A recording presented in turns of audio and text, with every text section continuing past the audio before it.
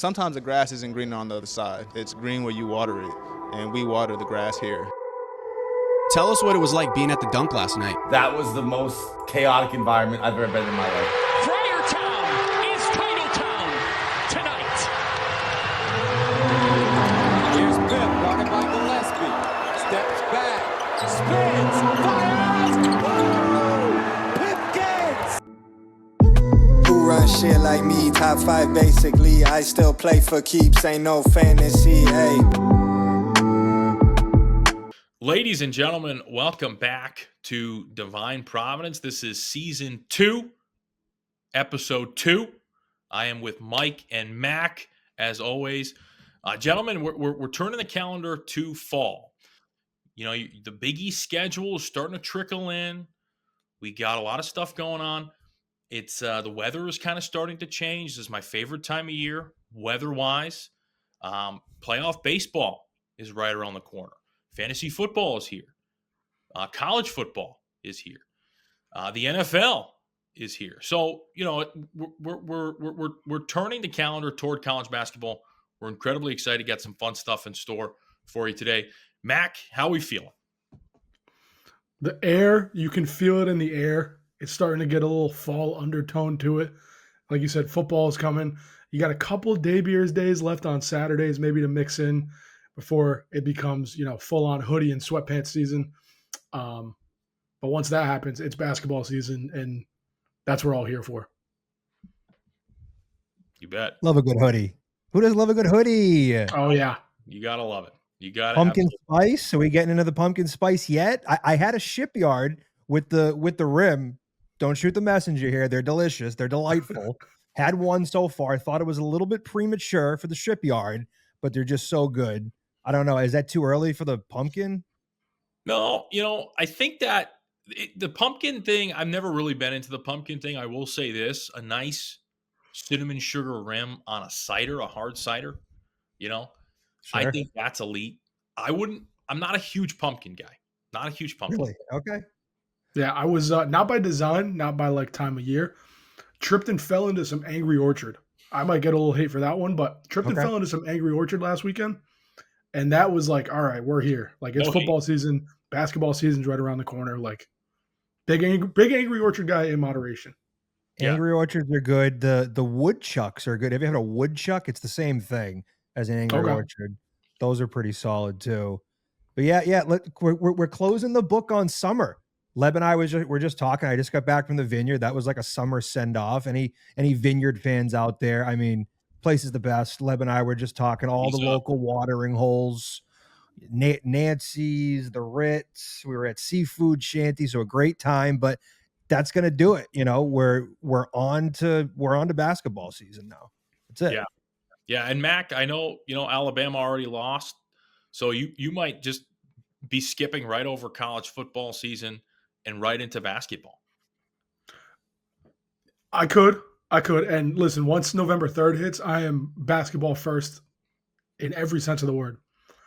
But where were you when the Alabama Crimson Tide ran UL Monroe out of the building and won out on their way to a national championship?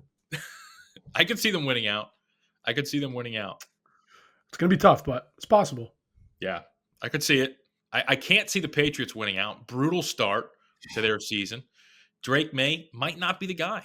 He might not be the guy. We'll see. I'm holding out hope here. I'm not jumping ship yet. Not a great opener out of him. You know, we expected a little bit more, but a lot of ball to be played. I think he's still getting used to a lot of the new guys on the team. He's getting used to Vrabel. He's getting used to McDaniels. I think he'll be all right. Hopefully this ages well, this take. But I think May will be all right. We'll see. I think he's got a lot of talent. I haven't really seen him put together a good football game from start to finish. So I think there's a lot of room to grow, but I'm rooting for him. I think I'd love to see him succeed. I've always been pretty neutral in the NFL world. I had a realization probably like 7-8 years ago, 6-7 years ago maybe, that I'd rather see my fantasy team win than any NFL team. So my fantasy team takes precedent. I'm more of a college guy myself, but It's cool being a neutral observer of like a prominent sport. Yeah. No, I hear you. I mean, I'm not a diehard NFL fan. I'm not a diehard fantasy football fan. Obviously, I have my fantasy team, with my friends, my league that we've been doing for a long time. I'm sure everyone does, but it's I think the game's kind of gotten a little weaker as the years have gone on. So I don't know. Taunton League. My team name is Ed Cooley Folking Sucks. That's my team name. And it's a picture of Kim English. I'll take a screenshot. I think it started because I had Nick Folk on my team and I was horrible. And I just said my team Folking Sucks. And then the Ed Cooley stuff happened. I was like, perfect. Slide that right in. Slide that right in there. So yeah, 17 years strong, the Taunton League. Shout out to the fellas in T-Town, the Silver Shout out City. to Ed Cooley, Folking Sucks, who's going to bring home a Taunton City championship this year in fantasy football. Speaking of Ed Cooley, he's back in the spotlight, which he absolutely adores. Nobody likes the spotlight more than Big Ed. He apparently he recorded a video addressed to a PC student that is probably like a senior now. I don't know the backstory. Probably like someone at Georgetown was like, "Oh, my friend, goes to PC. Like, can you record this?" I'm sure she was probably attractive. That's why Big Ed said, "Yeah, let me do that for you." So I don't know. Maybe we can slide it in there, play it for everyone in case they haven't seen it. Hey, Maggie, how you doing? Ed Cooley here. Hoya Saxa. We are Georgetown. We are bold. You must have been a freshman when I was there when we left, and that's the last time you went to the tournament. Anyway, just want to let you know how excited I am to meet you when we come to Providence, how excited we are when you come down here. What's your name again? Mary. Mary is amazing, right? She gave me actually, this is her call. Do me a favor on Eaton Street, downtown Providence. Please tell them I'm looking forward to saying hello again and looking forward to Georgetown competing. We hope to see you up here, and I hope we kick your ass. Yeah, so that's Cooley for you, right? I mean, that's no surprises there. Is this guy all right? What leg does this guy have to stand on to make a video like that? Just like who was it? Remember Eck? Who did he say this about in the post game? He was like, "You just got your lunch. Get out of here." That's what I'm saying to you, Ed. Eddie, you got your lunch at the Amp multiple times, but get out. You have no leg to stand on to make this video. But it's working. It's getting under our skin because you best believe I let it ruin my night the other night. Night was ruined. I even texted you guys that. I go, "Yep, night's over. It's ruined. Now I'm pissed." But so it's working. Listen, it'd be one thing if he left Providence and the last 2 years he's just set up shop in the second weekend of the tournament and Georgetown's just like consistently at the top of the Big East. But they're still bottom dwellers in the conference. Like it just, like you said, Mike, what leg do you have to stand on, Ed? Like you are so fucking delusional. Like the only thing bigger than Ed's gut is his ego. And I don't understand why he loves the line. Like, dude, listen, if I sucked at my job, I'm not bringing attention to myself. I'm simply not. It's outrageous. And he finds a way to make himself relevant every once in a while and just the biggest jerk off in sports. Yeah, and like I totally agree. If he was just absolutely demolishing us, if he was, like you said, in the tournament second weekend, I mean, this guy has accomplished absolutely nothing. And arguably, like, this is year 3. They have quite possibly a worse team going into year 3. Ed Cooley year 3, which was always like, all right, we got to give him, 3 years, see how he does. Which I could be totally wrong. This team could end up being good. But this is realistically, like, on paper, a worse team than last year. So I don't know what his issue is. I think he just wants attention, really. I literally have a tweet in my drafts right now. And it's kind of, I'm paraphrasing here, but like friendly reminder that we were told to wait 3 years to see which job is the better job. And there shouldn't have to be an argument. Like you're leaving Providence for Georgetown. There should not have to be an argument like splitting hairs, which program is better at the time. 3 years into this, you had 3 years to turn this program around. It is, I mean, come on, man. I always hope we bury them, but I really hope we bury them twice this year. Yeah. I think I'm going to go to DC too. Like, I want that smoke. Ed wants the smoke right now. Ed, I want the smoke too, bud. So you best believe I'll be in our nation's capital. Hopefully, maybe. Mike, I'm sure if you pay $15, you can get front row seats behind Coach Cooley. I'll be sitting up in the luxury, but I'll sit in the owner's box. There is no owner, but wherever the hell they play, I'll be sitting up in a box. They might they play in an NBA arena, so there is there is an owner's box. So sometimes. Yeah, you might be if you buy like a $50 ticket, you might automatically become like the biggest donor that's a non-alumni. Like they're alumni. Yeah. I got to give them credit. They're alumni. They went on to do mostly excellent things in their professional careers. But like outside of people that didn't go to Georgetown, there's just no interest in that area for that program. And I'm not saying that it's never going to come back. I'm not saying that it's not a fertile area for basketball. It obviously is. Like people love basketball there, but the Hoyas just aren't a huge part of the equation. And you would think that in year 3 with Cooley, they would be. You would think too, like it's there for the taking. Like the Wizards have sucked. Like, I mean, I know Georgetown has also sucked. So I mean, that's not helping anything, but it's like, basketball is there for the taking in DC. And I don't know why it sticks out. I remember the picture of he told all the D1 coaches, all the coaches at Georgetown to come meet him for a speech or something. Remember that on his first day? Yep. Like that probably rubbed all those people the wrong way from the get-go too, which like probably didn't help his cause either on campus. Right. I would love to know what other people on campus think of him. Yeah, he had like the whole athletic department in one of their practice facilities, gymnasiums, just lined up, listening to him talk. Probably a speech that he's given 150 other times in his life to, various athletic departments, coaches, student athletes, students, just, fans, whatever, just saying nonsense. And I'll give him credit. He's a great salesman. I mean, he's a great salesman. But yeah, I hope we beat him 3 times this year. Give me 3, just like year 1 when he left 3-0. I want 3-0 this year. Yeah. In order for I'm not giving any predictions just yet. It's too early in the preseason cycle, but if Georgetown wants to crack at us in the Big East tournament, they're going to have to be in that 8-9 game. Yeah, because they're going to be playing the 1 seed on Thursday. Yeah, you bet. Yeah, that was so funny. The Hoya Saxa, like, dude, break. Like, there's it's just a laughable guy. I couldn't believe it when I saw the video. I go, is this old? I go, this he just made this? What the fuck is this? For what? Unprovoked. You haven't done shit. Like, fine.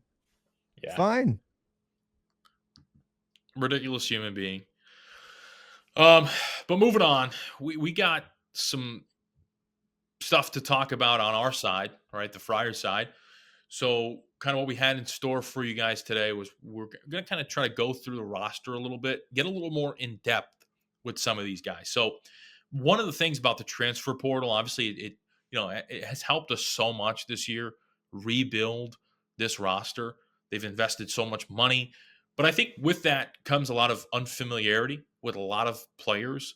So, we'll try to help you out as much as possible. Obviously, we don't know more than most Friar fans, but we are plugged in very, very well. So, we're going to go through kind of most of the players and, give our honest opinions about their game, some of maybe the statistics that they might put up, and so forth. So, who do you guys want to start with? Do you want to start at the top, or you want to kind of work your way up?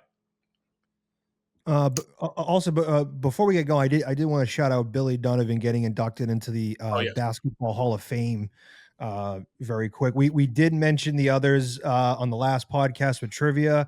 Lenny Wilkins, John Thompson, Dave Gavitt, Rick Pitino are already in the Hall of Fame as Friars. Lenny Wilkins, he's only one of 2 people ever inducted as both a player and a coach. Little side note. But of course, Donovan in the 1987 Final Four run, the early adoption of the 3-point line, everyone knows the whole story. One little tidbit I read, Kevin Stakem did an article. Can we talk about that for a second? Kevin Stakem's writing articles right now for Go Local Prov. He's outstanding writer. Like I forgot that it was like the first article I saw, and I saw Kevin Stakem. I was like, is that the Kevin Stakem? So shout out to Kevin, like just putting out great articles. Oh, that's awesome. Get him on the show if you want. Maybe you can write a little something for sure. Boys, you know.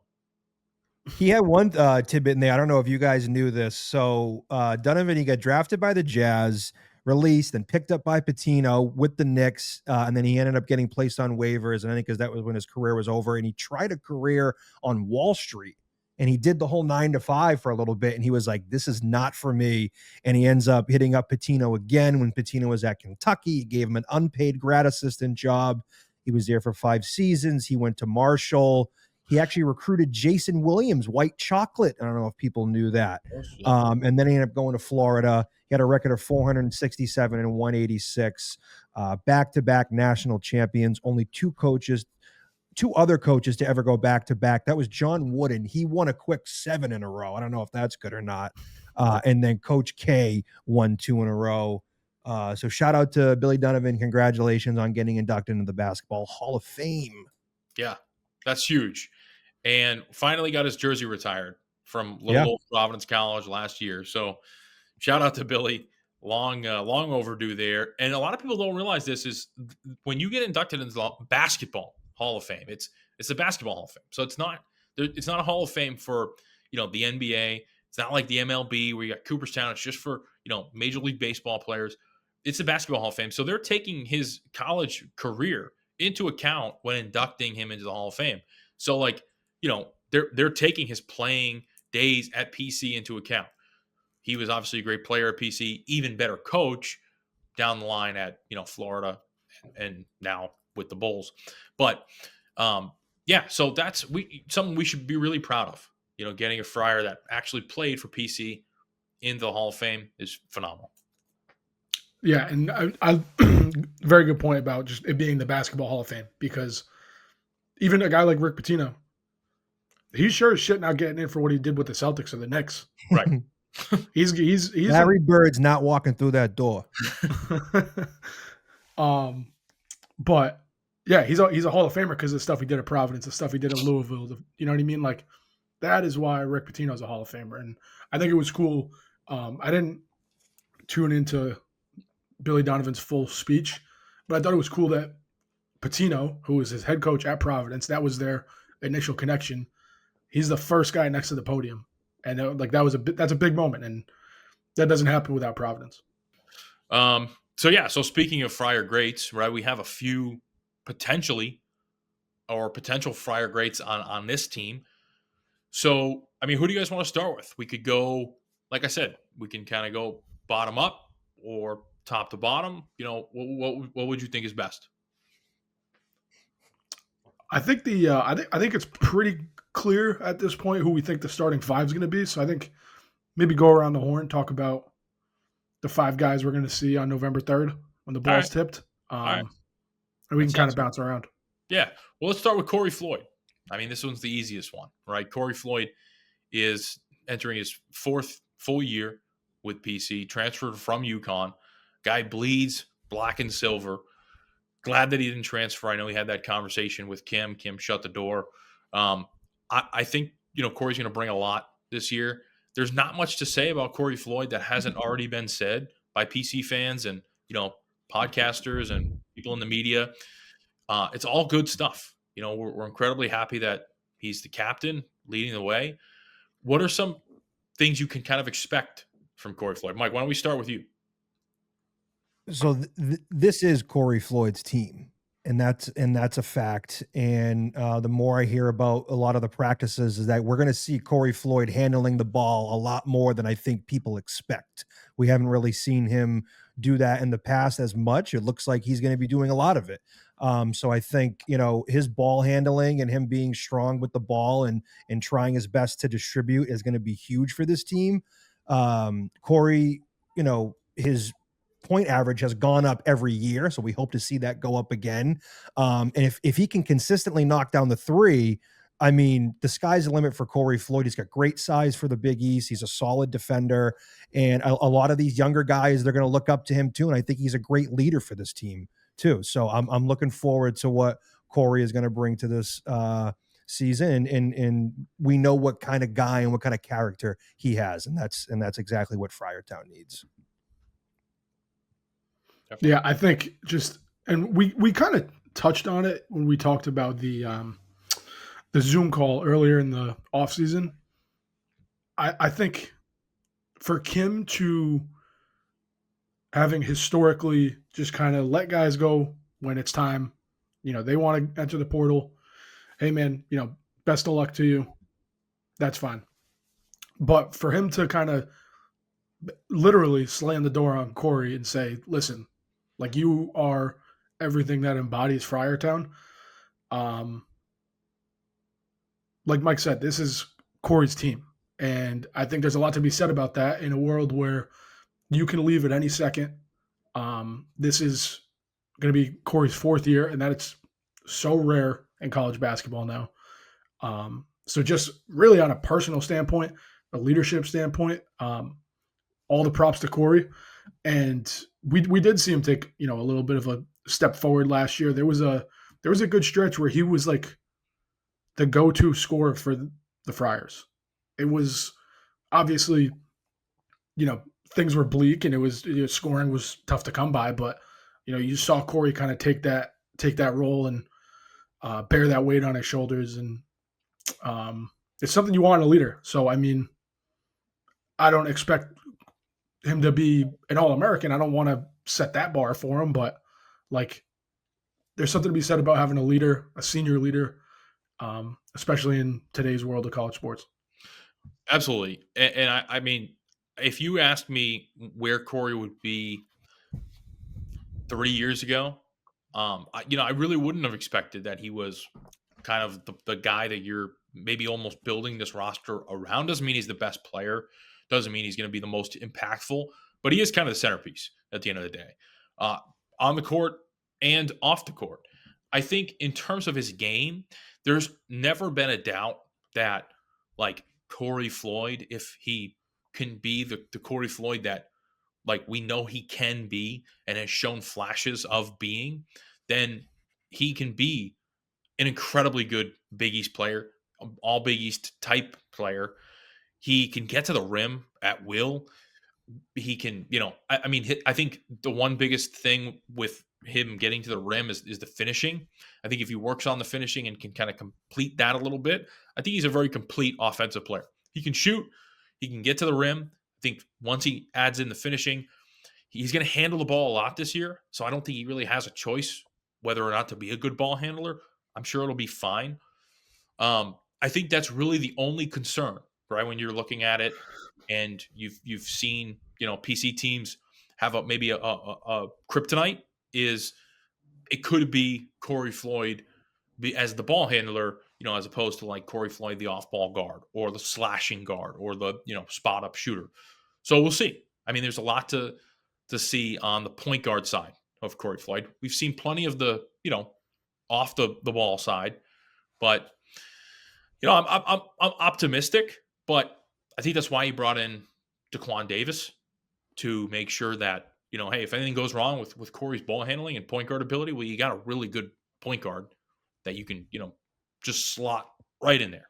So, and his build is perfect. If he, again, this comes back to ball handling. If he can put the ball on the floor and get to the basket, keep defenders honest, and either finish or dish it off to Oswin or Hargrove or whoever is down there, it could be lethal.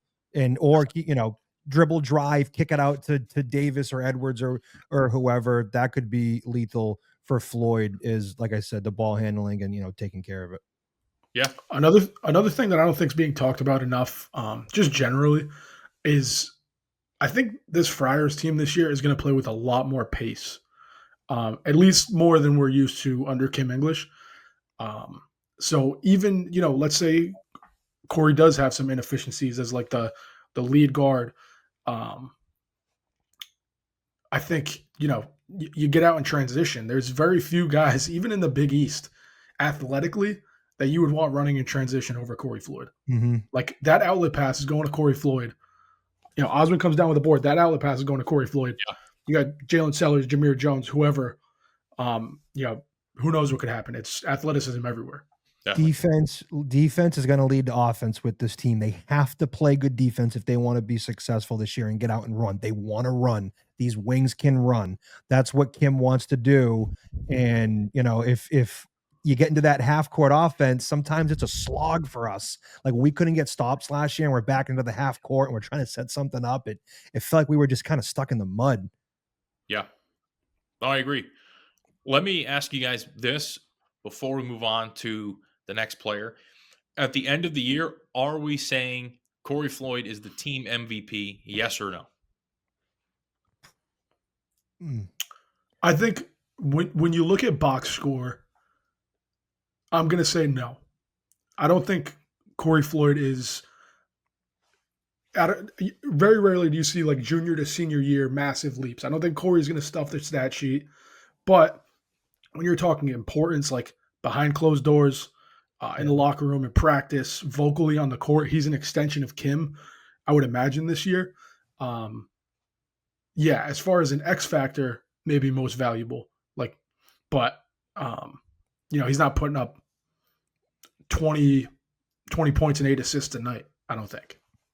Sure. I agree with Mac. Exactly. Yeah. He's it's the intangibles that's going to make him such an important player for us. Yeah.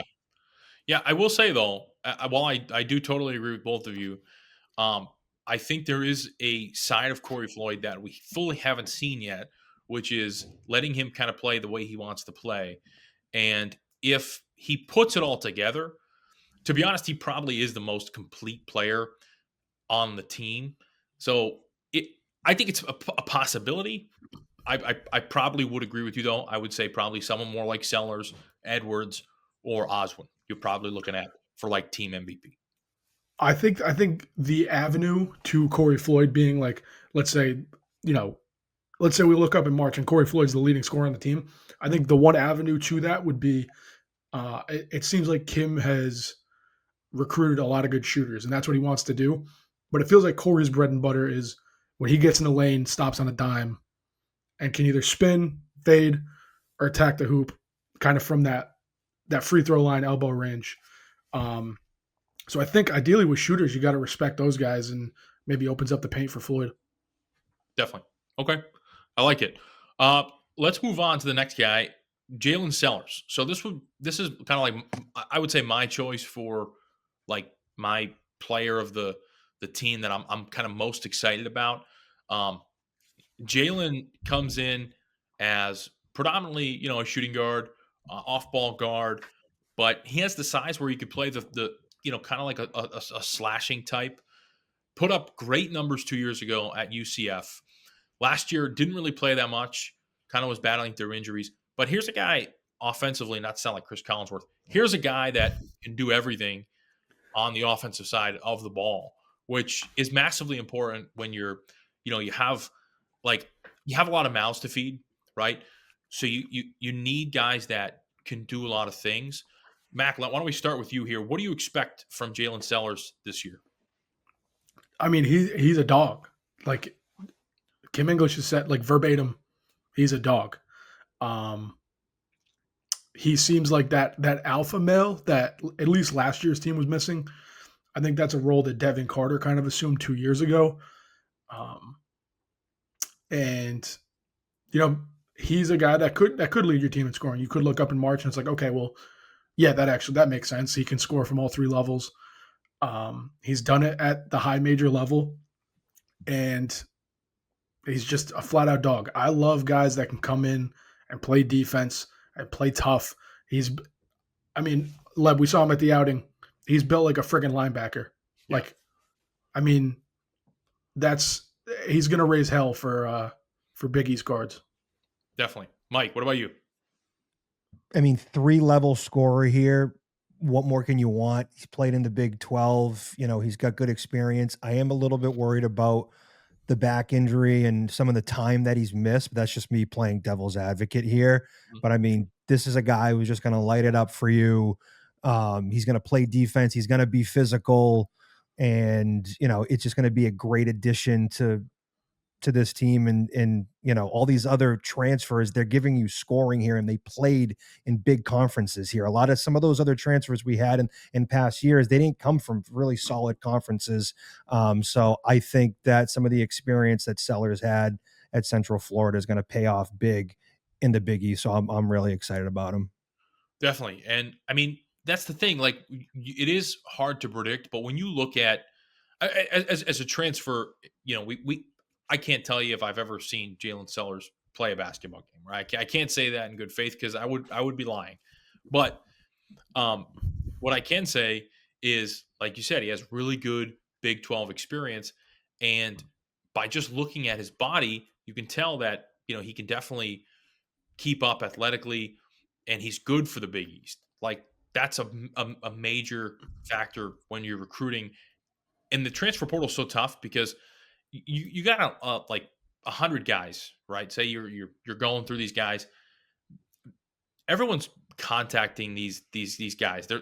There's no hidden gems. But I would say that if there was a hidden gem that could have been like a top 20 guy in the transfer portal, top 15 guy in the transfer portal, I think it'd be him. He didn't get a lot of play last year. He only played 3 games. Then he got hurt. So he could be a little bit of a hidden gem. I could see him at the end of the year, you looking back and being like, damn, how do we not recruit this kid? If you're, another coach and you were active in the transfer portal, like, why didn't we go after him? So, and also Jaylen Sers, he did recently lose his best friend. So just, praying for him and his family. Really tough situation there. So anything else to add about Sers for you guys? Well, I had to give a shout out to all the fellow lefties out there. I am a lefty. So Sers is a lefty, and he's a great free throw shooter from what I'm reading. Like I said, I've watched a mixtape here or there, but I can't say I've studied Jaylen Sers tape. But from what I'm reading, he's a great free throw shooter, and he gets to the line a lot because he is physical. That's just huge. I just feel like throughout the years, we've always just been a mediocre free throw shooting team, and it's really frustrating. So it's good to see that he's a good free throw shooter, and it's looking like he's more of a catch and shoot guy, spot up guy, not a big creator with the ball. But that's fine. They'll figure it out, and they'll whip up some plays to get him the ball. Yeah, Leb, like you said, the almost the diamond in the rough type of thing, like a slept on guy solely because of the injury. Last fully healthy season Sers played at UCF he averaged 16 and 4, and the kid's a career 40% shooter from 3. Yeah. And personally, like, just from what I've seen, I think about the guy for his defense, like, not even to mention the scoring. So I think this is like, as far as 5-tool players come in the Big East, like, he seems pretty damn close to it. Yeah, I like it. All right, I'll ask you the same question I asked about Corey Floyd. Jaylen Sers, do you think it could be team MVP? 100%. I'm never one to claim I have sources, but I heard from a guy who heard from a guy. It's Rhode Island, so we know how that works. You hear from a guy who hears from a guy. You know a guy who knows a guy. It's going to sound like so cliche, but like Sers has, from what I've heard, been just locked in the gym, like top 2, maybe top 3 player on the team, even in practice. Like, this legitimate ceiling is Big East Player of the Year candidate. I'm not saying he's going to win Big East Player of the Year, but his ceiling is he's up there in that conversation. Yeah, I agree. And I mean, if an MVP is somebody that can do it all, you can play defense, you can go to the basket, you can shoot the ball, you hit your free throws, you do all the little things right, you hit shots, you're athletic. Yeah, I totally can see him being an MVP on this team. Yeah. Like I said, he is my pick. I did chop it up with Ryan Gomes the night before the outing, and Ryan Gomes is very, very excited for Jaylen Sers. We were talking about guys that, kind of are flying on the radar that could be the best player on the team. I said Jaylen Sers. When I said that, Ryan Gomes' eyes lit up. And he was like, yes, absolutely. So I think that everyone kind of sees it, right? I think that there's the potential there. You just got to hope that he stays healthy. And obviously watching out just for his mental health right now. That's another big factor. So, all right, but I think that's covered pretty well. Anything else before we move on? Yeah, no, just like you said, Jaylen Sers, the human, obviously is going through it right now. But I know, this is the best fan base in the country. If anyone's got his back, it's Friartown. Some things are more than basketball. So, Jaylen Sers, the human, obviously, thoughts and prayers. Definitely, for sure. Let's move on to the guy that probably we were all most excited about when the news dropped. It is Jason Edwards. He was probably, I would say, probably the most elite and coveted transfer target that they acquired this past spring. I'm incredibly excited about him.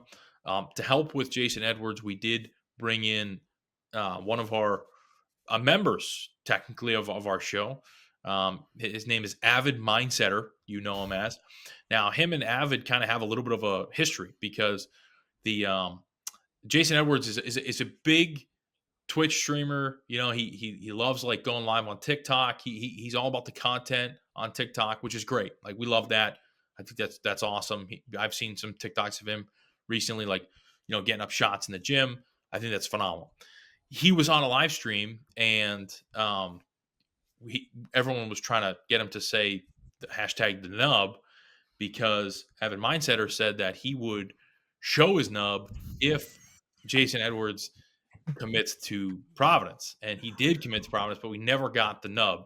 So people were kind of like asking, Jason Edwards to kind of shout him out. So we're gonna play what Avid Mindsetter has contributed to Jason Edwards, his thoughts about him right now. So, yo, what up, guys? Avid here, longtime listener. Would consider myself a friend of the show at this point. Just really excited to watch Edwards this year.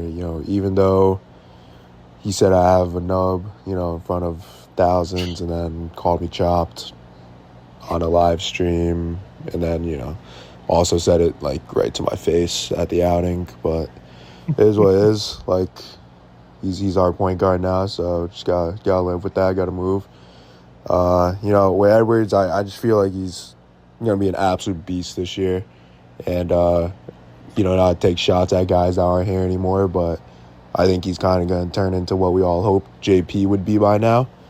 And JP, I wasn't a fan, so just leave it at that. The only concern I would have with Edwards, would be, he had a really high usage rate the last couple years playing on some bad teams, but he also reduced with that high usage rate. Yeah, he had a 32 last year, which, I just don't see happening in Kim's offense. And with the depth that we have, for like reference, JP only had 21% last year. So I just don't see him having a 32% usage rate this year, but hopefully he can adjust and affect the game in other ways if the ball's not going to be in his hands like it was last year. I just think Edwards, with his scoring ability, though, next to Sellers and Corey in the backcourt, I don't see how it's not one of the best in the nation with those three. And then you mix in Duncan and Oswin in that starting five, which kind of seems like that's probably. So we cut him off there because he was going to go into a little bit of a preview, so we don't want to go there yet. But yeah, so hashtag the nub, hashtag Avid is chopped. We all know that. But that he brought up some good points. JP, I think that we all hope that JP would be that dynamic scorer. Never really happened. I don't know how similar they are. I don't really think they are very similar. But man, this guy can score. Like, he can. He's a bucket. He really is a bucket. The Jaden Pierre comp, I think at surface level makes a little sense. Undersized guard. We talked on this show last year about how like JP was sneaky percentage wise one of the best 3-point shooters in program history, which is even weird to hear come out of my mouth. But Edwards is different. Edwards can score at all levels. The shot is it's milky. I'll glaze the shit out of Jason Edwards right now. Like, you want to talk about a guy who can create his own shot. JP was good catch and shoot. Edwards can off the dribble, one leg. He throws it behind his head with a blindfold on. Like, he can flat out shoot. The issue, I think, and Avid did bring up a good point, is the usage rate. Like, this is a team with depth. Ideally, this is a team with depth and guys who can put the ball in the hoop. Ideally, you want to spread the ball around, play a little faster, but you know that's probably an adjustment Edwards will have to make. But you know, God forbid the team can't speed it up and play with the pace they want to against, you know, say a good defensive team in the half court. If you need a bailout shot, like 5 seconds on the shot clock, you need a guy to create his own shot. Like, I feel like Jason Edwards is that guy. He's your bailout guy. Definitely. Yeah, I was going to mention the same thing about, you know, late in a shot clock. He's got a super quick release. So he's going to be that guy to hopefully get a shot off before the shot clock. He's just an absolute microwave. Like, he's just Maytag. Like, is that like a microwave brand? Like, does Maytag make microwaves? A General Electric. Like the washing side of things. Okay. Yeah, I'm not too familiar with the appliances game. Yeah, well, whatever the best microwave, that's him.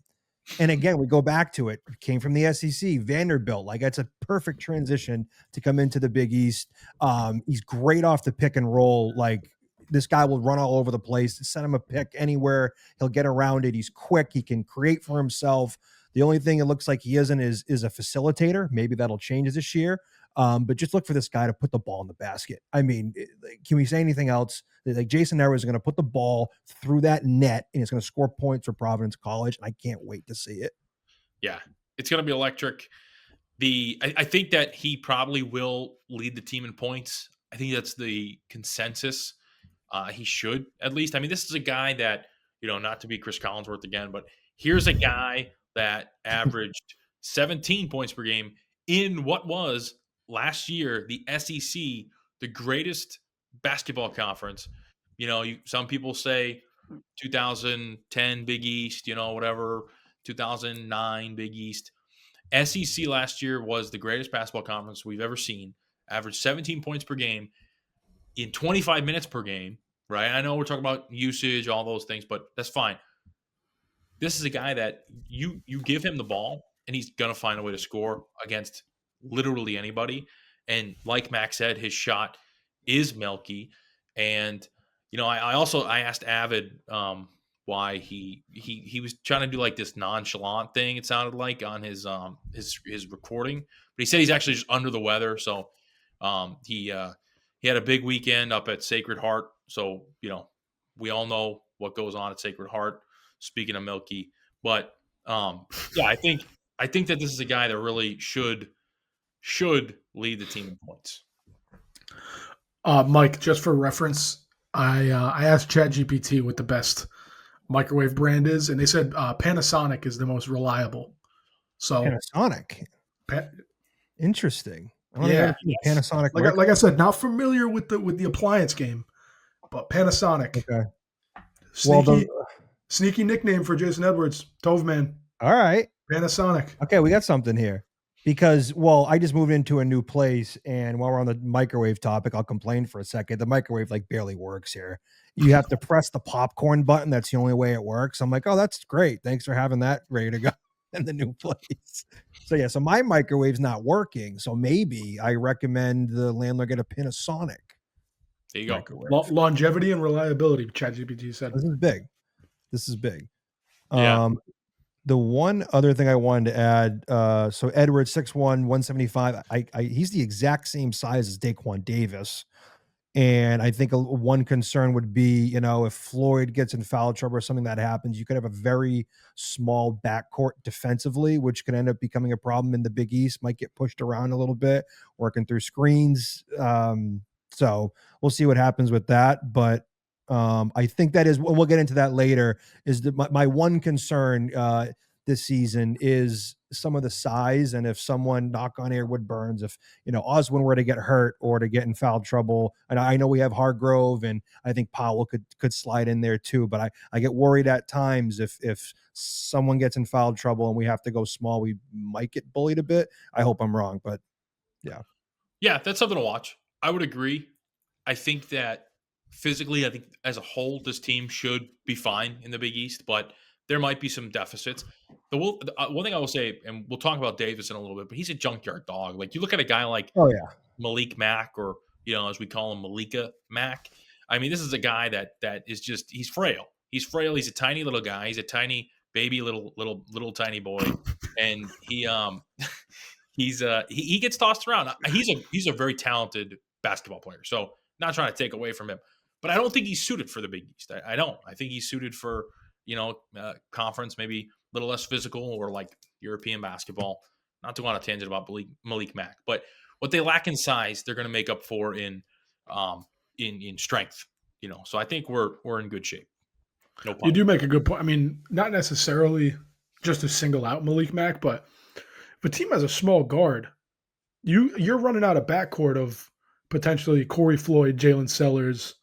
You got guys like Jameer Jones, or shit, even Ryan Mila, just from like a size standpoint. Yeah. Like Daquan Davis, is going to be pesky. Like, not necessarily the biggest guy, but he's going to be pesky. Like, you're going to have some of these small guards in the Big East in a torture chamber for 40 minutes. And that's what I love about this team, is it goes back to the defensive, physical, at least on paper, the physical defensive style of basketball that we've been used to at Providence for the last, 15, 20 years now? Right. Definitely. And that's the thing. I mean, these guards, like when you have all these guards, say you're in the room with the guards, these guys, some of them are going to look like the freaking monsters compared to some of the other teams in the Big East. Like, they are big. They are good sized. And although, Edwards might be maybe the exception, he's not like the strongest guy. He's not huge, but he's shifty. He's very fast. He can get what he needs to get. So I'm excited for the guard position as a whole. Well said. And Mike, you mentioned, was it Edwards and Daquan Davis have similar measurements? I think they're the exact same size. Yeah. So, 6'1", 175. Yeah. So Daquan 6'1", 176. Edwards is 6'1", 175. Okay. Yeah. I feel like just height wise, like mentality wise, I think, Davis is going to be a pesky guy on the ball, but I feel like it's going to be very rare to see those two on the court at the same time. But on the other hand, it feels like you do have the depth. Obviously, we'll get into Daquan Davis eventually, but I feel like you do have the depth where you don't need Davis and Edwards to be on the court at the same time for more than 10 minutes a game? Yeah. Not even. Okay. You guys get anything about Jason Edwards before we move on? Microwave, Panasonic. For sure, Panasonic. According to ChatGPT, I'm going to need one. I don't trust ChatGPT. That's a conversation for a different day. But wow, okay. Yeah, I don't trust it. See, when ChatGPT is recommending another appliance, like that's just robot communication, and now I'm way out on that. Like, that's another robot recommending another robot. That's get me far away from that. Robot Rex. I'm a robophobic. Now, clankers. Yep. Now, would you accept a recommendation from ChatGPT for a product that isn't electronic? Well, like, would you go to ChatGPT for furniture suggestions or diets, like food suggestions? No, I've never used ChatGPT once. I don't even know how to use it. I've used AI for other things, but never ChatGPT. Never have used ChatGPT. I won't use ChatGPT. I think it's ruining society. Interesting. Okay, hell yeah. I like that. That's a hot take, and we're here for hot takes. I don't like AI at all. I'm a robophobe. Fair. Get it out. Anyways, moving on to what do we got? Well, how about Duncan Powell? I think that's a perfect segue. Talking about, appliances. Duncan Powell is. I think this guy, man. I'm excited for Duncan Powell. This is the one where I'm honestly like the most. I wouldn't say confused. I would say like most. Just I don't know what to expect on the court. Like I know what to expect off the court at this point. I think he's hilarious. He obviously like doesn't take himself too seriously. He's just like a chill dude, loves to joke around, loves to have a good time. But like I really don't know what to expect. Is he gonna be more of like a bruiser type four? Is he gonna be more of like a shooter? I know he calls himself the corner man, the janky man, but what can we expect? Mike, let me start with you. What do you think Duncan Powell's going to bring to this team? Well, first off, if you were to make a Providence College Friar in a lab, Duncan Powell would come out of the lab, and you say there he is, and you say yes, this guy is perfect for Friartown. He's already ingratiated himself on Twitter. He was having a blast at the golf tournament. He is going to feed off of this crowd. I really do think that the crowd is going to take him to another level. I really do believe that. And there's a reason why they call him the corner man. This guy shoots 44% from the left corner. Wow. So from the left, his shot chart it's as red as can be on the left side. Like this guy is red hot from the left side. Not as good from the right. So maybe teams hone in on that. But I mean, like we're shooting 44% from the left corner. I mean, like this guy is going to have to camp. Not all the time, but we need him shooting from the left corner, but he's also big and physical. He's going to play the four.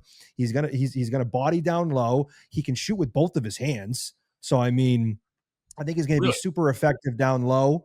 Yep. And there's going to be times when Oswin gets into foul trouble and he's going to have to go to the five. Yep. And he's going to, they're going to end up going small, and he's going to have to be a beast down low.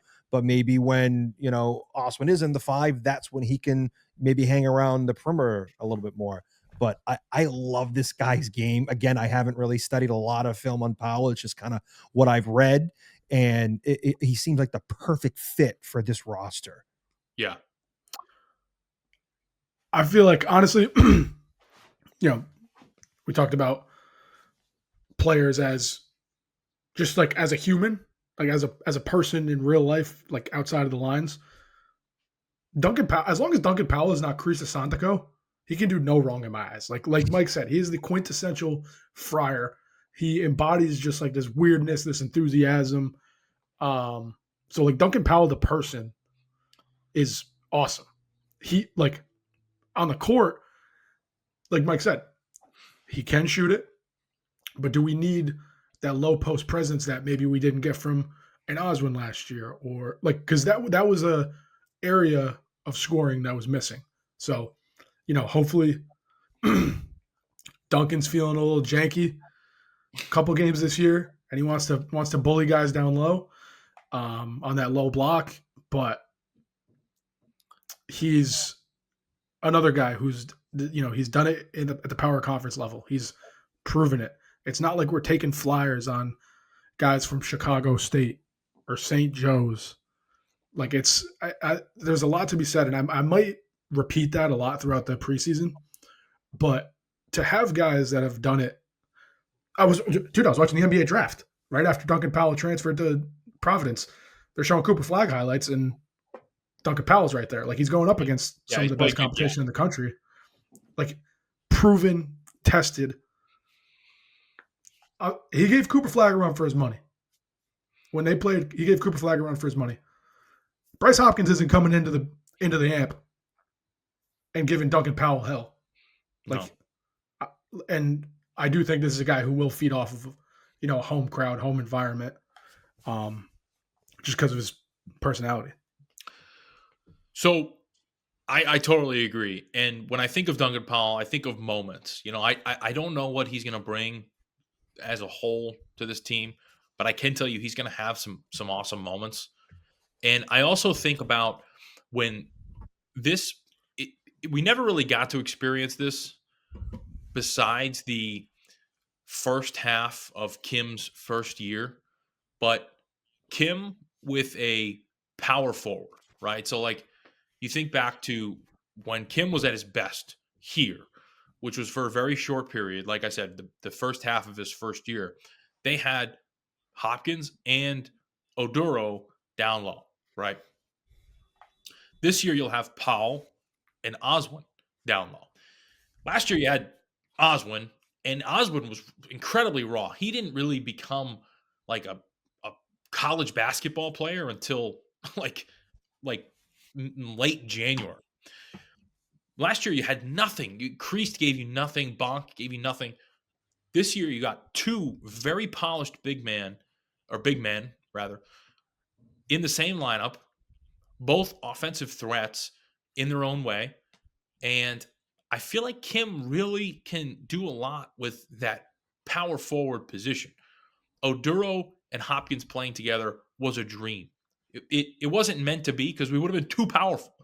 But I think you might see like a little bit of what kind of Kim was always kind of driving at with the whole power forward position. We just swung and missed last year. Yeah. So, hopefully this year we don't. And I think that we won't. Last thing I'll say about Duncan Powell, and then, if you guys got more, please contribute, is this guy could play one game, miss every single shot. And the fact that he decommitted from Ed Cooley and then committed to Providence, days later, he will always be a goddamn hero in my book, period. I don't care what he does. 100%. He'll be a hero for eternity. That's it. I was talking to Duncan at the outing a little bit, and I had to ask him about that situation. And I don't want to say really too much on the air, but like from what I gathered, he's an all-time Friar before he stepped on the court. That is all I will say on the topic. But that's like he became an all-time Friar the day he committed because of the situation before that. Like, I mean, we started the show off talking about Ed Cooley being a jackass, and to hear like all that stuff, I mean, it couldn't have happened to a better person. Yeah.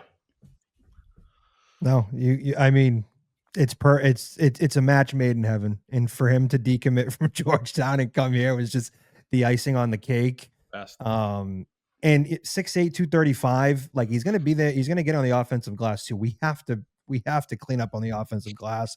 And if you get somebody like Oswin and Powell crashing, I mean, that's going to be huge for us. Because like you said, it was so disappointing. Kreist was so disappointing last. I don't remember the last time I was that disappointed with a player coming in ever at PC. Like, I couldn't believe it, how bad he was. Mm-hmm. That was just all-time bad. It was hard to watch. There's no way this is going to be that bad. It's only up from here, guys. That's it. Definitely. And the step forward that Oswin's going to take too, I think is going to complement Powell. I think it's going to take pressure off of him.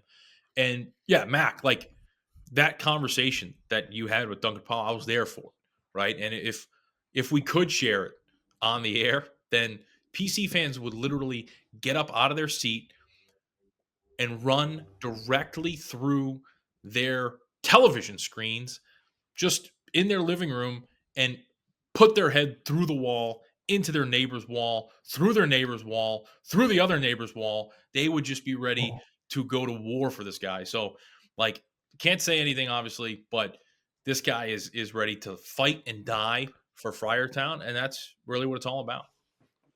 And also, like you said, he could do quite literally nothing in a Friars jersey. Think about how late in the portal Cooley had to, obviously, once the portal opened, recruit Duncan Powell. In the meantime, all these power forwards are committing to other schools. Duncan commits to Georgetown, decommits, and recommits to Providence in a couple days, ruining all the recruiting momentum Cooley had throughout that portal window, it left Georgetown might be power forwardless this year. They might be 80% of the team they could be because of Duncan Powell. Definitely. And for that, like, couldn't have happened to a better coach. Yep. Agreed. We got anything else on Dunk before we move on? Friar. Friar man, corner man. Shag man, Jackie man. Shaggy man. Fully fade foo. You can't forget about Triple F. Fully fade foo. Well said. So moving on to the guy that's going to be playing next to him a lot, Oswin Erhun. Now, this guy is, I would say, like, past Corey Floyd. I think this is the guy who, in my opinion, this is the guy you build your team around legitimately. Like Corey Floyd, I think, like you said, off the court, on the court, I think that special combination of, like, okay, he's the centerpiece, but this team, the offense, the defense, it's going to revolve around the big man in the middle. And it just has to, because he has, in my opinion, probably the highest college basketball ceiling. He showed flashes of just pure dominance last year. He can block shots. He can score the ball inside. And the guy, I'm waiting for him to unleash it, but he's got a sweet stroke from the outside. I watch him in warm-ups and practice, and he's just like 10 in a row, 15 in a row. And it's just like he's wet. But obviously, like, he's not going to shoot too many threes. But I'm really excited about the year 2 step forward for Oswin. So what do you guys think? Yeah, I think we played kind of devil's advocate with Corey Floyd, Jason Edwards, Jaylen Sers. My one devil's advocate, because after this, I will go on and say nothing but positive things about Oswin. What we saw last year was foul trouble, conditioning issues. It was the availability of Oswin for 40 minutes. Ideally, you bring in, new strength and conditioning coach. Hopefully Oswin's a little more conditioned, a little more disciplined on the defensive end, keep you out of foul trouble. That is the one issue I think we saw out of Oswin last year, but everything else was nothing but promising. He jumps out of the gym. He's an athletic freak. He'll swat your shot from – if you're in the three-point line, you're a threat to get swatted by Oswin. The rebounding, obviously, you'd like to see maybe a little bit of a more low post threat from Oswin, but the sky's the limit. Potential defensive player of the year candidate. Historically a big man award, but just an athletic freak and one of your core program guys. So you'd obviously would love to see a huge step forward this year. Yeah, and for sure with some of the foul trouble and some of the conditioning, he looked super raw. But let's remember, he technically should have been in prep school all year last year, and he reclassified to come to PC a year early. So the fact that he even was able to, rebound in, what do we say, Leb? Like end of January is when he started to heat up a little bit, and he started to really find his form. That's impressive. Like a kid who was supposed to be in prep school ends up really impressing, the whole conference down the stretch of the end of last season was just great. And I think another, off season to get better, a new strength and conditioning coach. If he can make free throws, that's going to be huge. I know it's tough for a big man. It's never easy. 6'10", 220. If he can add a few post moves down low, now we're talking. Now we're talking. You feed him the ball down low, he can back down and defend it, a little shimmy shake. Hey, so I'm feeling really good about Oswin. We need him to keep the fouls down, kind of like we said, because if he gets in foul trouble, you're gonna have to probably slide, Powell to the 5, or bring Hargrove in, Verdict Staunton, Hargrove, Drexel transfer. But sky's the limit for Oswin here. This guy is NBA talent. Like, there's a chance we might not see Oswin in Friartown for long. He's that good. Yeah. No, I agree. And I think that you just said it there. Cole Hargrove is a major X factor in extending Oswin's um his peak performance, right? I think that's like a big thing that this staff is trying to channel with not just Oswin, but a lot of these guys is right. You have them out there, but just because you have them out there, it doesn't mean it's the best option, right? Like you need Oswin out there when he's fresh, number one, conditioned, and when he's not in foul trouble. And that gives you peak performance. With Cole Hargrove now, you have a reliable veteran that has played 4 years of college basketball, that knows the drill, knows what he needs to do, knows his role, knows his position, and is a athletic freak, by the way, who will give Oswin a lot of time to, catch his breath. And if he does get in foul trouble, you have a very reliable backup. I think that's the biggest thing. Last year, what did you have? If Oswin got in foul trouble, like creased, bonk, like it was so bad last year. Eli DeLaurier, the guy is the worst. He was the worst defender I've ever seen in Division I college basketball, truly. And there was no options at the 5 beyond Oswin last year. So I think that's really going to help his just overall peak performance. That's what you're trying to channel. Yeah, I agree. And I think, even going back to last year, you worried about, well, what's this team going to look like when Oswin's off the court? If you have a Hargrove or you have even a Duncan Powell, you want to slide him up to the 5. Or, God forbid, Pateris Pennis,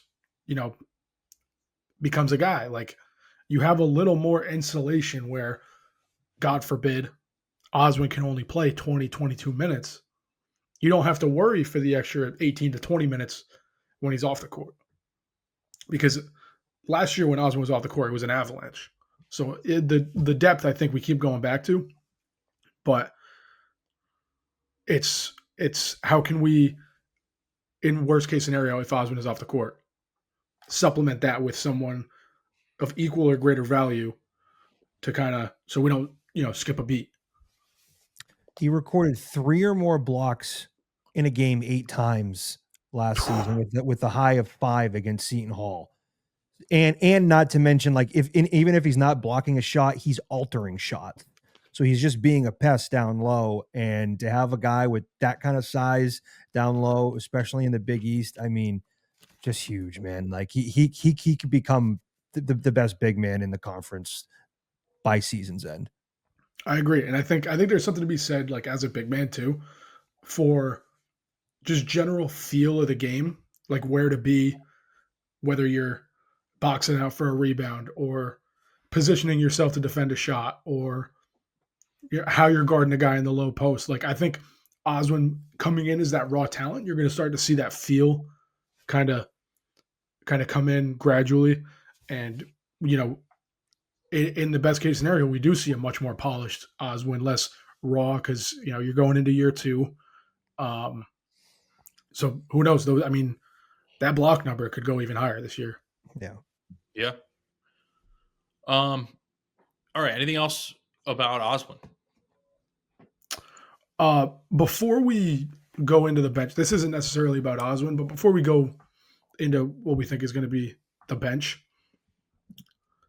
I genuinely believe this Friars team is going to be very physical, in your face, old school Big East, gritty, whatever other tough adjectives you can think of. I think this Friars team has the capability of being definitely hand-to-hand combat. Let's say UConn comes into town and the game gets chippy and it gets gritty. We saw it against URI last year after the game. It gets gritty, it gets chippy. Who is the first Friar, maybe out of guys we talked about or guys that we're about to talk about, who's the first Friar that's in an opposing player's face, ready to go to war, maybe scrap a little bit, let them know you're there, lay the lumber? It's got to be Powell, right?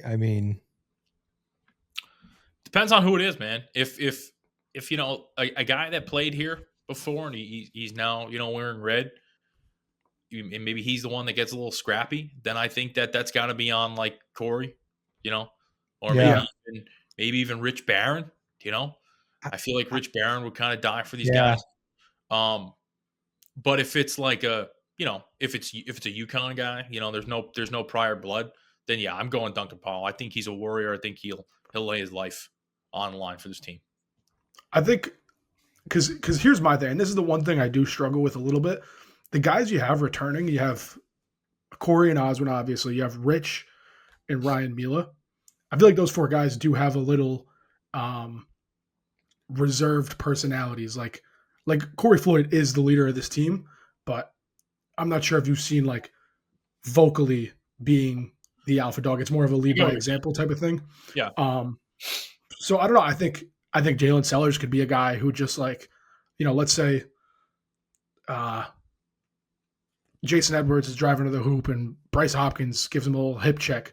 I could totally see Jaylen Sers taking on that role of getting in his face, being like, dude, watch what you're doing, and getting a little chip. Because I really do think there's going to be at least one game this year in conference where it gets really chippy, and I'm really interested. I pay attention to the small things of like who's the first guy to go there and just check the other guy. Do you guys, I don't see Bryce saying anything. Like, I feel like Bryce is kind of soft, if I'm being honest. So unless someone talks shit to him, like I don't see him saying anything when he's here. Yeah, I don't know. Emotions are weird. And I think Bryce is a very emotional kid. Like, I do think that he like has a lot of feelings and a lot of emotions coming back here. And I think that sometimes that can turn into anger, and we'll see. Like, yeah, you're right. Like, I don't think he's going to seek out a fight. I think he'd be stupid to do that. I mean, he's kind of like, at this point, like Bryce is kind of like, it's kind of funny. He's like kind of like doughy, like he's kind of like almost gangly. Like, I don't know. Like, he came in here. No, go ahead. I'm sorry. I just can't. Why does he want the smoke? Why did you want to transfer within the Big East? Did you want to go to St. John's that bad? Like, I know they're good, but I just don't understand it. You were here for all the Cooley games. Why do you want that? What's interesting to me too is like, yeah, you can make the argument. Yeah, well, St. John's threw him a bag. Like, maybe NBA isn't on his horizon at this point. He's going to be a 23-year-old with injury history. NBA is not a viable option for him at this point. Let's go get a bag. Let's go get as much money as humanly possible, because St. John's has that, the Rapoli body armor money. I'll tell you who has a billionaire booster and isn't in the Big East. John Calipari. You might have heard of him, Bryce. Right. Like, go out of conference. Go to Arkansas. You got Tyson Chicken Nuggets funding you every dollar you want. Get that fuck out of the Big East. It just makes no sense to it seems almost like it was on purpose, like by design. I know it probably wasn't, but I mean, come on. It seemed personal, man. It's probably not. I don't know. And I mean, I'm not an NBA talent evaluator, so I don't know, but I don't think he's an NBA player, like, at all. At this point, no. Yeah. I don't think he can shoot the three good enough. I really don't, in order for his size to go play in the NBA. Maybe I'm wrong. Like I said, I'm a fan. I don't know. But that's just what I see. I just don't see it. But hey, you best believe he got his bag from PC. You best believe that. And you best believe he was getting rehab all season from PC. All just a bunch of free He's getting everything he wanted, waiting on hand and foot. And he took the bag and he said, peace. I'm going to see you at St. John's, guys. We'll see you soon. Get out of here, man. Yeah. I can't wait for the game. I think it's going to be phenomenal. Chris Tasonico just heard that Arkansas is backed by Tyson Chicken Nuggets, and he picked up his phone. If he's listening, he just picked up his phone and called his agent so fast and said, "Oh my God, you didn't think to get Arkansas on the hook? Tyson Chicken Nuggets? Are you kidding me?" So yeah. Well, I think Bryce is I don't think Bryce will start anything, but I think, it's possible. We'll see. Emotions, And yeah, I agree with everything that you guys just said. We could talk for hours about Bryce, and we will. We're going to have an episode. We'll talk about, his PC career. We'll talk about why he left, his reasonings, what he's said, what his family has said, which got pretty ugly on Instagram. So, pretty sad. Kind of just immature people, girlfriend immature, dad's just a money grubbing, immature guy. So Very nasty people. Yeah, very nasty, sadly. So what do you guys want to do? Because we got a lot of replies. I want to get to the replies. We can talk about the bench. We can go through the bench, but I don't know if there's a lot of value that a lot of these people have said in the replies, different bench players. So we can just kind of read some of these and then stop when we want to talk about a guy if you want. We're already an hour 15 in. So yeah, I'm cool. I'm glad we went over the starting five. We've mentioned a few of the guys that are going to be coming off the bench. We know we're going to get with Davis. We know who Ryan Mila is. Hopefully he takes a leap this year. We know who Rich is. If hopefully Rich can get the shot back again, that would be huge. We talked about Hargrove. I really don't know much about Pennis. I don't know much about Vox, if I'm being completely honest. But yeah, I feel like we covered, a bulk of what we're going to be seeing this year. So yeah, I feel good about that. Yeah. Let me read some of these because we got some really good replies. So, Advanced Mindset said Jack Williams. If he's in it, means we're up by 30. I love that. If we're seeing Jack Williams get run, that means it's a blowout. Then we've done our job. Jack is a pretty sweet golf stroke. Very nice. It was so funny at the outing. He just stepped up on the tee and just planted one on the green in front of everyone. All these these kids that have never swung a golf club. He's like, oh yeah, I play a little bit, and just boom, just dots one on the green. He also, I vaguely remember, a lot of drinks were being had that day, but I do vaguely remember Jack talking about when he was at UCLA and the Final Four game where they faced Gonzaga. And that's one of those NCAA tournament games that I vividly remember where I was. It was kind of like the NCAA tournament bubble. And Jaylen Suggs hitting the game winner. Mm-hmm. I vaguely remember Jack talking about going up against Gonzaga and that team with who else? Who else were the other guys on that team? I don't know, but it was cool to hear from that perspective and being like, oh, I remember watching that game. Yeah. So yeah, Jack, but 100% great golf stroke, and hopefully he gets a lot of minutes in the second half of the season. Yeah. Shout out Jack Williams, the 6'4", 195 grad student out of Ann Arbor, Michigan. Looking at some of the, I like going through the roster on the Providence athletic pages and seeing some of their interests and favorite stuff. Big University of Michigan football fan. He's a Lions fan. Favorite food, Chipotle. You gotta love Chipper, man. Does it get better than a nice Chipotle bowl? What are you guys going with the Chipotle? Oh, I've been getting the same thing since the dawn of time. Bowl, white rice. Sure. No beans. Get out of here with the beans. Extra fajitas. Chicken, always chicken. Steak is not good enough. It's dry. It's not good enough. Well said. Dry. No queso. Not a queso guy. I try to keep it healthy. We go medium salsa. Their green medium salsa is fantastic. Used to get mild. I got rid of the mild. I kind of just soured on the mild. We go half a scoop of sour cream, cheese, lettuce, guac, corn. I forgot corn. So wow. Yeah, lettuce as well, but that doesn't really count. Sneaky. I want to put this on everyone's radar. The adobo ranch that they have at Chipotle right now, very good. Very good. Adobo ranch. I don't get any cheese, none of that. Adobo ranch is my okay. You need some sort of condiment on a bowl. So Leb, you get the salsa, the adobo ranch, sneaky good. I just want to put that on everyone's radar who's listening. Obviously the two of you guys. Okay. I'll give it a shot. I usually do. I get a side of guac. I feel like I cracked the code there. I think I'm getting a little bit more bang for my buck with the side of guac instead of plopping one spoonful on top. Sometimes you might get lucky. They might push some of the guac in and give you an extra scoop if you're nice to them. You gotta always be nice. You gotta always be nice because I want the extra veggies. I need a little bit of extra veggies. You call them fajitas. A little bit of extra fajitas.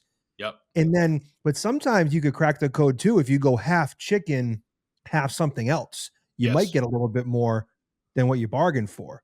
Yes. So just a couple things to mention here. Yeah, good point. Eye contact. Eye contact is crucial. Got to be nice.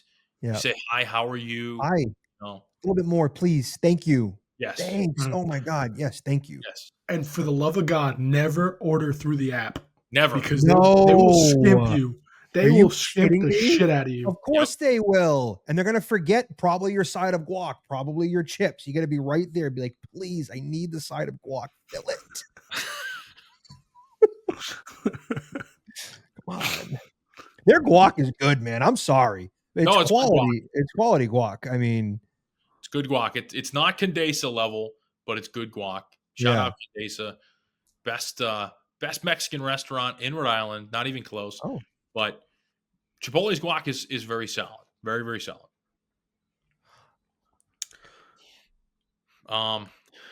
We got some more here. A lot of people said Jameer Jones. Shout out Jameer. One of the comments I really like, not to cut you off, Lev, I'm sorry. Yeah. Friar Freakoff, love a good Friar Freakoff, said, Duncan Powell will be so electric at the dunk. Dude is a bigger bully than my stepdad, Mark. I hate you, Mark. I mean, listen, well said. Yeah. If he's feeling janky, he could be Mark. What did Mark do? Get bent, Mark. Get bent, Mark. Like, what could you possibly have done? I hate you, Mark. I hate you. Yeah, that was incredible. I audibly laughed at that, just as I am now. That's genuinely hilarious. A lot of people said Daquan. I think like Ryan Gomes said this the night before the outing. Daquan Davis has Big East Defensive Player of the Year potential at some point. Yeah. I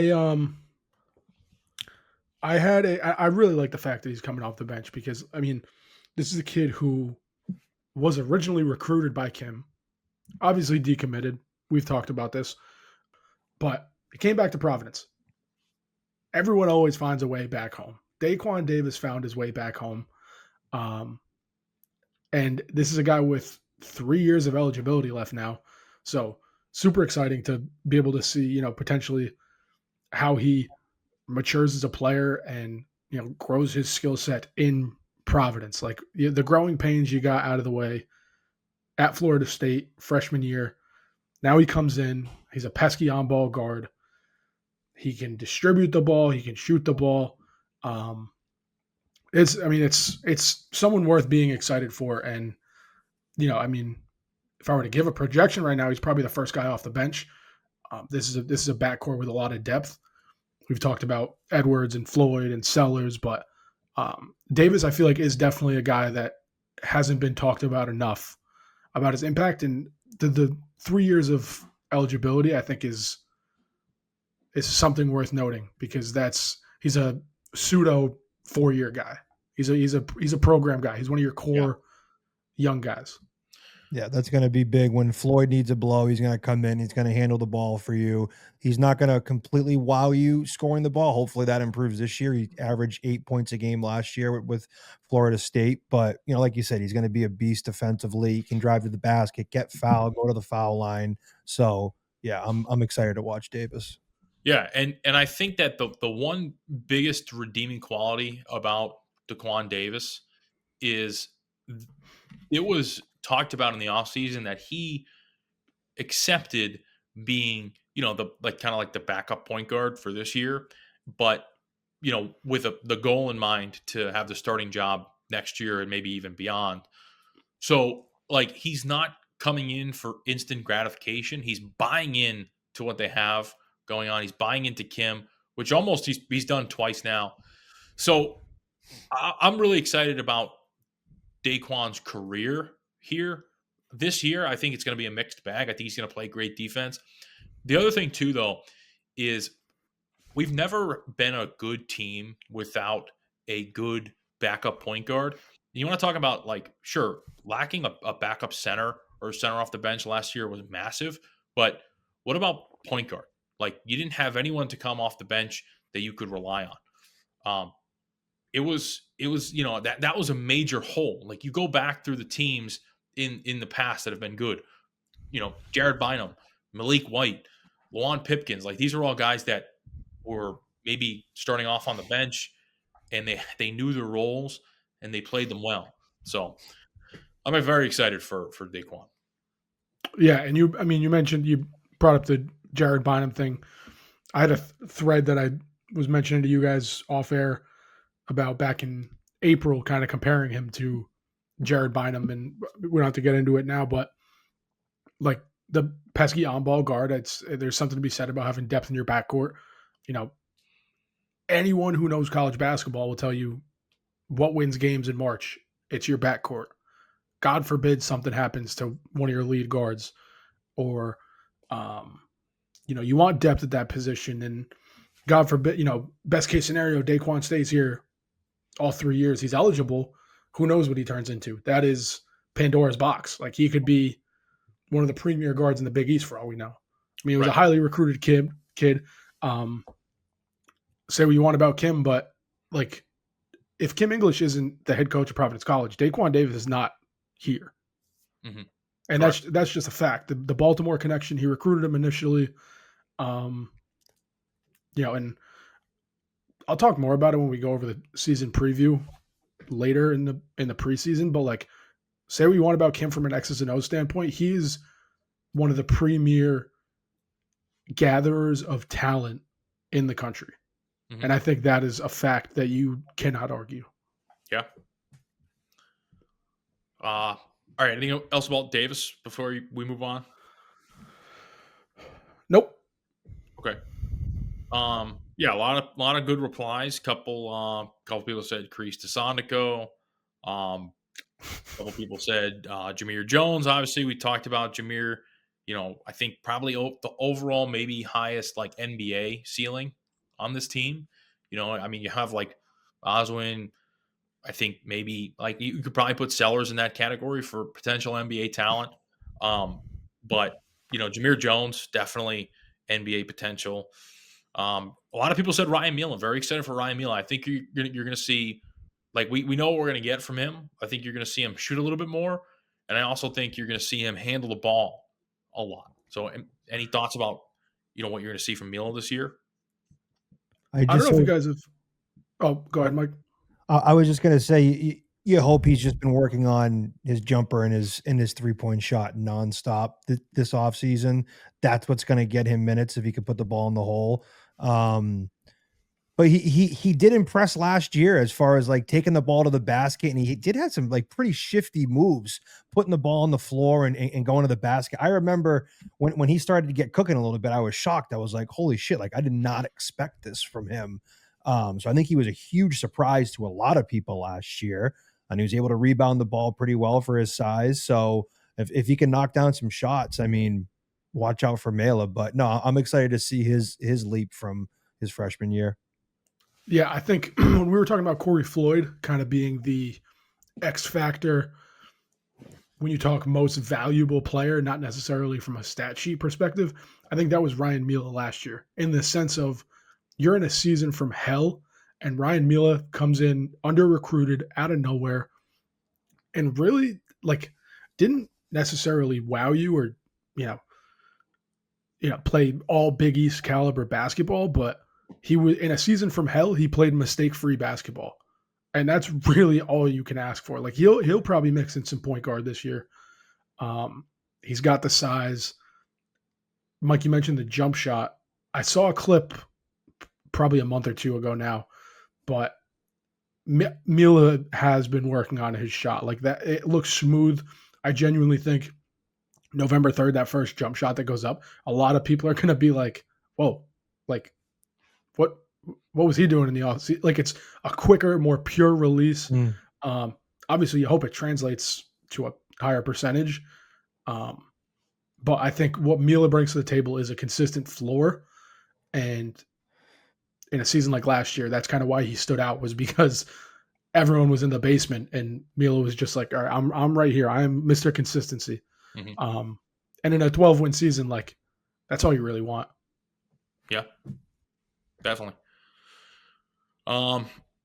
Rick Lancaster said, and I quote, has to be the Latvian ladder, whose name literally translates to cock.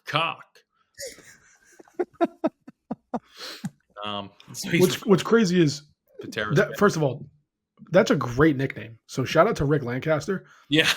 The I'm laughing almost letters. curious. I don't know if you guys remember a co. Is that how it was pronounced? I think it was a cock. I think it was A cock. Yeah. Okay, maybe it was Kofi Coburn that I'm thinking of on the pronunciation, but I wonder what a cock actually translates to, because that one sounds more like cock than anything. I thought we had him, man. That was crazy. Honestly, Yeah. him and crazy, this name you won't even believe it, but Donovan Mitchell. Those are the two that I was like, all right, we got these guys. Like these are done deals. Like I was positive. And then just at the last minute they switched up. Yeah. But tough. When I was just a wee lad, a jit, as some would say, I was dumbfounded that we were even in on Nerlens Noel. Well, yeah. Were we in on him? Nerlens Noel, man. I was, I remember being up all night because he said, I'm going to shock the world. And then he chose Kentucky. It's like, dude, what are you doing? Like, all right, dude, I get you want to have your moment. You're a high school kid, but don't say you're going to shock the world and pick Kentucky. Yeah. They had every recruit, like every time we went to Kentucky. That like it was that year, the year before, and the year after. Was like that was the Anthony Davis time, all that stuff. It was like you're going to shock the world, and then you pick surprise. Yeah, ridiculous. Nerlens Noel is actually from my old college roommate's hometown. So shout out Everett, Massachusetts. Yeah, Mass guy. Yeah, Boston basically. I got just a crazy stat here about Pennis. Favorite food, lasagna.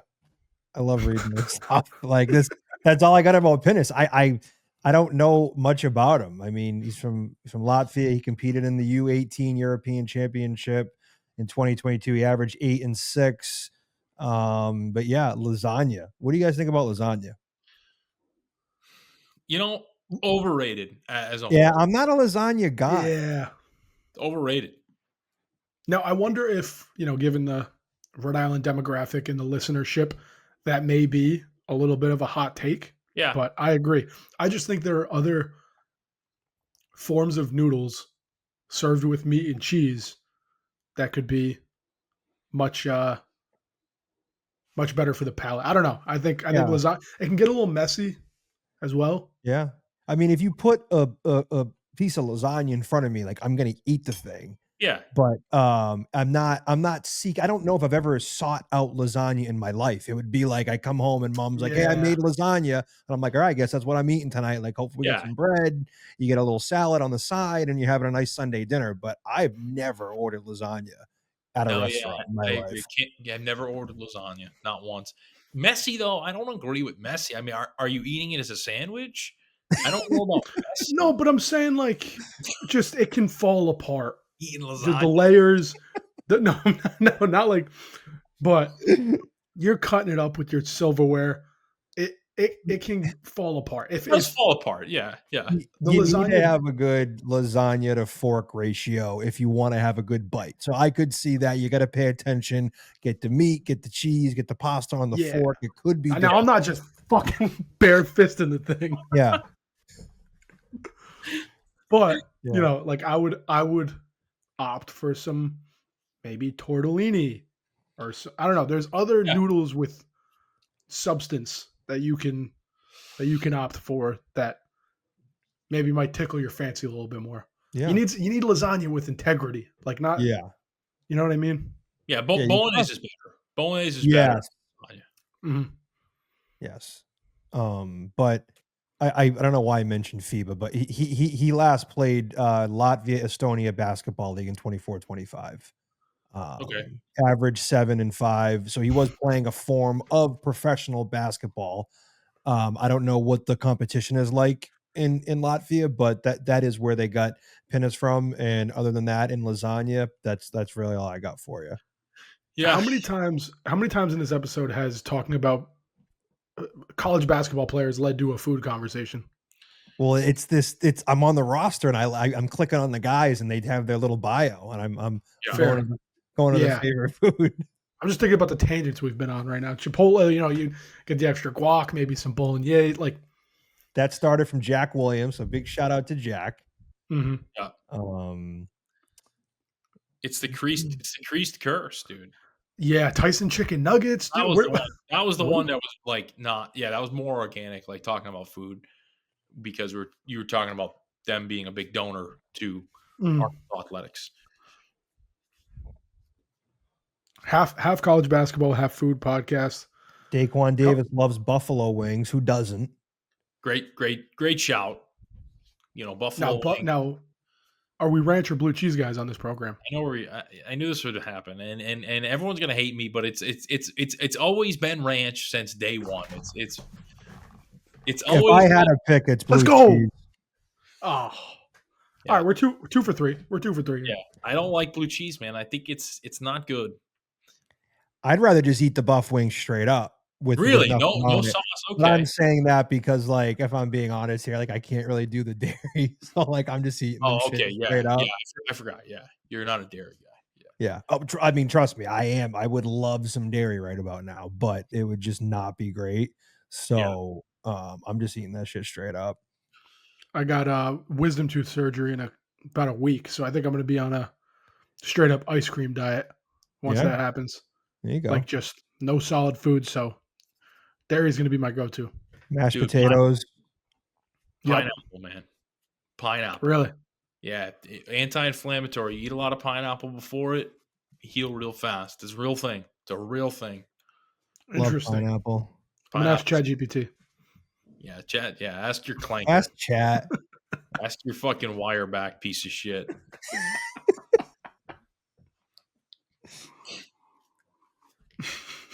A lot of people said Cole Hargrove. We talked about him a little bit. There's a lot of guys we didn't get to. Vox. There's some guys we didn't get to. Rich Barrett. I mean, listen. Jaylen Harrell. Yeah, we had a whole off season. So I mean, not a whole off season at this point. We only had about a month and a half left. But we'll talk about these guys. We're going to talk about them, and a lot of them are going to play a big part. There's going to be some guys that come out of nowhere and end up being a huge part of the team. Think about Ryan Mila last year and some other guys. So it'll be fun. It'll be fun. One thing I did want to touch on before we get off, we did kind of talk about Jameer Jones, and he was a common name in the tweet we sent out earlier today. I get excited when I think, because athleticism, pace, that's a theme you're going to see, I think, with the team this year, with the whole backcourt. Jameer Jones, like you said, Leb, legit NBA potential. And maybe I might go on a tangent where I get a little sentimental here, but I want everyone who's listening to this to think back to the day Jameer Jones committed and just the sheer victory laps any Friar fan was going on. The Ivan Thomas quote where you can't land 5 stars. Like Jameer Jones is to this day,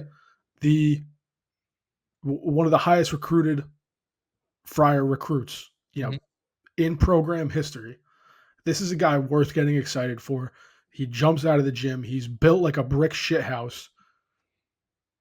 This is one of your core guys as a freshman. Like, we got excited about Oswin last year. We loved the potential that he had. Jameer Jones should be in those same exact conversations. I think it's going to be a guy who can contribute right away. He might not crack the lineup day one, but in a perfect world, this is a 4-year guy. This is a guy who came in as a top 30, top 25 recruit, jumps out of the gym, plays the exact style that you think Kim would want to play. And I'm so unbelievable. Like I'm jumping out of my skin right now thinking about what Jameer Jones could be. And every clip I see of him, like they'll just like the PC basketball account will just post videos throughout the offseason. And I'm always looking for number 24. Like his potential is through the roof, man. And obviously you said it with Oswin because he is kind of a raw prospect, but Jameer Jones is polished. He'll give you those highlight plays. Just like, do not be surprised if mid-February we're in a close game at the AMP and Jameer Jones gets on a fast break and just windmill yams and turns the place upside down. Like the ceiling for this kid is unreal, and it shouldn't be a mystery. Like he's one of the highest recruited kids to come into Providence. Like I'm every single day that goes by, I am more and more excited to see Jameer Jones touch the court. Well said. I agree. Yep. I love that. And yeah, think back to when he committed. That was what, Mother's Day? Mother's Day, yeah. That was a great day in Friar history. And he's committed. He's happy to be here. And yeah, he's got all the potential in the world. He's got a great group of coaches. Development wise, obviously everything's been said about Kim's X's and O's, a lot to be seen there. I got faith, but yeah, bringing Ryan Gold, right, to help with Jameer Jones. And it's like, man, what more can you ask for? So, I think ending it on that Jameer Jones rant is good. If you guys are comfortable with that. Yeah. Feeling good. Yeah, some of the schedule is leaking out. We're going to save that for when the whole schedule is out. Mm-hmm. Rothstein's been leaking some stuff. Really, unless I missed it, I just see Seton Hall at home Friday, December 19th. And I saw we're opening up against Butler on December 13th at Hinkle Fieldhouse. Yep. That's all I've seen so far as of 8:34 here on this Tuesday evening. Yeah, excited to see the schedule. I can't wait. Yeah, it's gonna be awesome, and we'll talk about that. We're gonna do a Big East preview. We're gonna do a Friars season preview, individual episode. We'll go through each game, our predictions. It's gonna be a lot of fun. So this is gonna be probably the last episode without a lot of stuff to talk about. We're gonna have more stuff to talk about. So, yeah. Give me that schedule. Give me that Big East schedule. John Rothstein, John Fanta, whoever is dishing out the schedule, give me it. I need it. I need it now. Give me January 31st, Ed Cooley back at the Dunk, the last Saturday in January. Give me everything. Inject it into my motherfucking veins.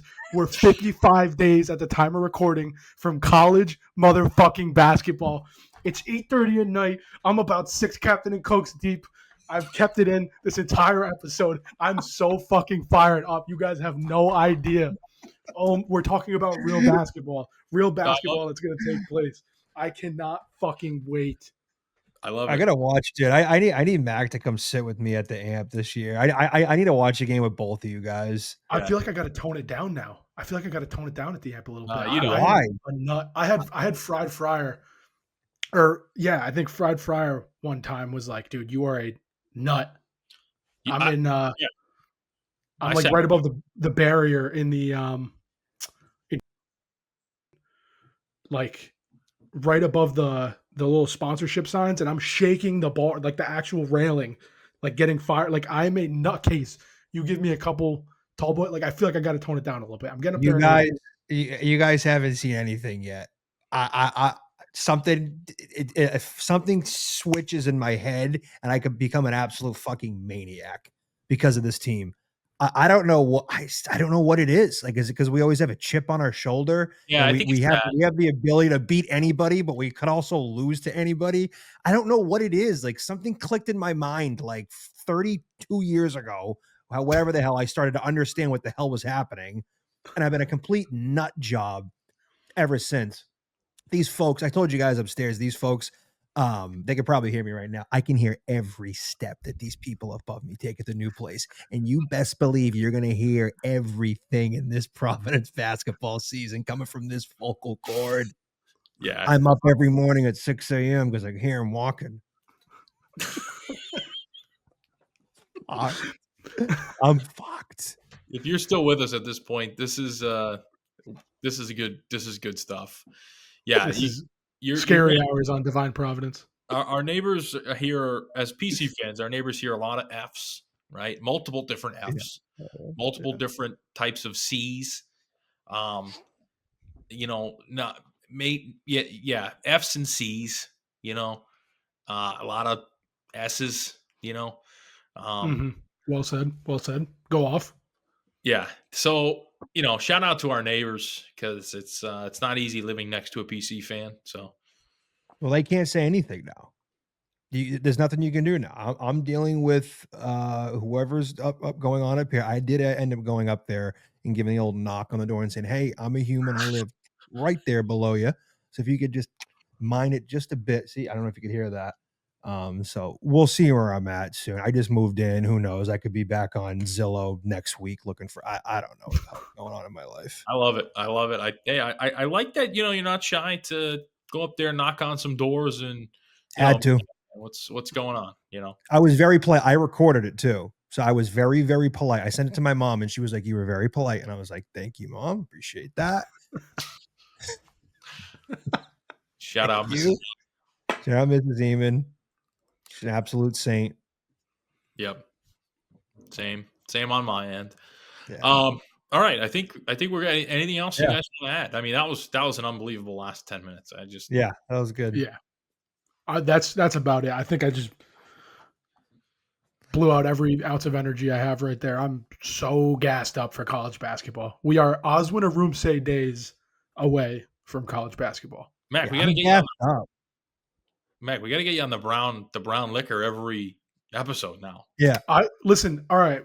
I guess we're stretching the episode out a little more, but listen, I'm battling a mean tooth injury and I cannot sleep. The only nights I've had of sleep the past 2.5 weeks, I've either been just jacked up on like all sorts of shit, or it's been a night where I go out and it's a Saturday and I sleep like a infant, like I sleep like a rock, and I'm like, okay, well maybe it's the dark stuff. So I figured, you know what? If I'm gonna sleep, I literally told my boss this. I said, I'm gonna come into work hungover every day for the next week and a half because it's the only way. Listen, I do not condone alcohol abuse. I want to preface that on the air. Divine Providence is anti-alcohol abuse. But with this tooth pain, anyone who's experienced vigorous tooth pain, it is unreal. I have slept a collective 10 hours the last 4 nights. This is going to put me to sleep. And honestly, I think for quality purposes of the show, I might just have to do every episode drunk from here on out. Yeah. Why not? I think because I'm going to listen. I'm going to be drunk on when the Friars are playing. Like I'm going to be drinking when the Friars are playing. Yeah, that's who you are. You know, it's in my blood. My whole listen. My grandfather's fresh off the boat from Ireland. It's in my blood. We are. Yeah, maybe the dark liquor. I hope you don't trade your wisdom teeth for a drinking problem. Yeah. No. If I was gonna have a drinking problem, I would have known by now. Like I feel like I've toned it back since college. I've become a little more mature with my age. This is strictly medicinal. I'm actually drinking Captain Morgan medicinally right now. We'll keep an eye on you this season. We'll be all right. All right. Shout out. I'll be good. I do not condone alcohol abuse. I want to make that very emphatically clear. Shout out everyone that stuck with us. We loved it. It was great. It was a great time. And we'll see you. We'll see you back here maybe next week with the BE schedule. How about that? Oh, can't wait. All right. Go Friars. Peace. Go Friars.